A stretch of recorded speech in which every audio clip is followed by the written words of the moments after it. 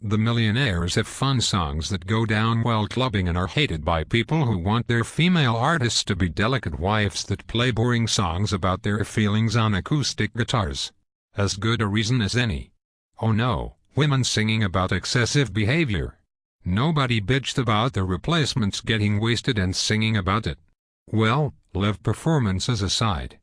No one's asking them to be waifs on acoustic guitars, but it's not unreasonable to expect record companies and listeners to not encourage women, or anyone, to be irresponsible and promiscuous and worse, seemingly uneducated. I'm not sure if you're trolling me, because there's almost no way someone can actually have this opinion about music. I'd definitely rather hear women play boring songs on acoustic guitars than encourage young girls to be vacuous alcoholic sluts while making terrible music. Seems like a pretty obvious choice to me. Guess not. I still don't get how people are looking past the repeated insistence in alcohol that they will not have sex with the guys buying them drinks. I mean, millionaires have other songs about having sex, but by far their most popular one very specifically subverts the trope of get drunk, have sex, and turns the concept on its head. I think you're overstating what happens with that song. It's like what they say about hookers, you don't pay for the sex, you pay for the time. Getting a guy to buy you drinks all night then denying him sex doesn't not make you a whore. In fact, in my opinion, it kind of makes you worse. I imagine most women who get drunk and then have sex presumably don't do it to repay the guy for the drinks. I'm sure there's some who do. They do it because they're drunk and possibly horny, or they like sex, or whatever. These girls, by not having sex with the guys, are breaking the terms of the social contract that they have initiated, which is really gauche. Considering that they have a lyric, same song, different. I fucking forget, that says just got paid, let's get laid, so the implication is that they do fuck, just not the guys who are buying them drinks.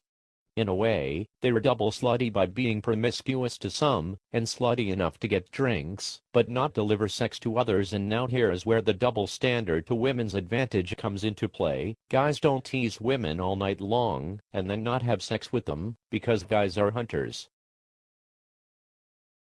Attractive women, however, will always have guys buying them drinks, so it's up to them to deliver or not as they see fit.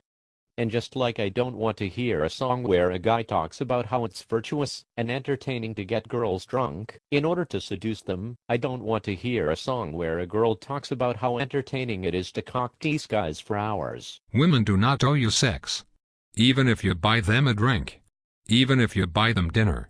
Even if you think they're whores. They do not owe you sex. I don't think I'm owed anything. All I said was that they renege on a social contract that they initiate, in this case, quid pro quo, where quid is sex and quo is a set of behaviors that includes, but is not limited to, buying them drinks, and that's kind of a fucked up thing to do. It's like, if I lied all the time about everything. The social contract is quid pro quo, where quid and quo are both honesty. By your standards, I'm being subversive and turning tropes on their heads and lying, when in reality I'm just kind of being a dick. You do realize that rape can be validated through this reasoning, right? You are justifying rape. A guy knew someone was gonna say this. I made it very clear that I don't believe anything is owed.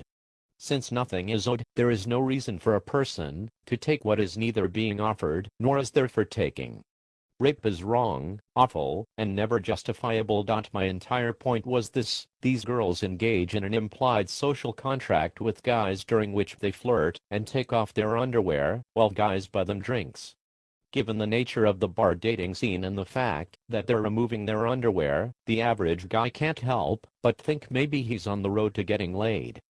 Then they deny him, go home and write a song about it because they think it's hilarious and want to be famous. And that's kind of fucked up.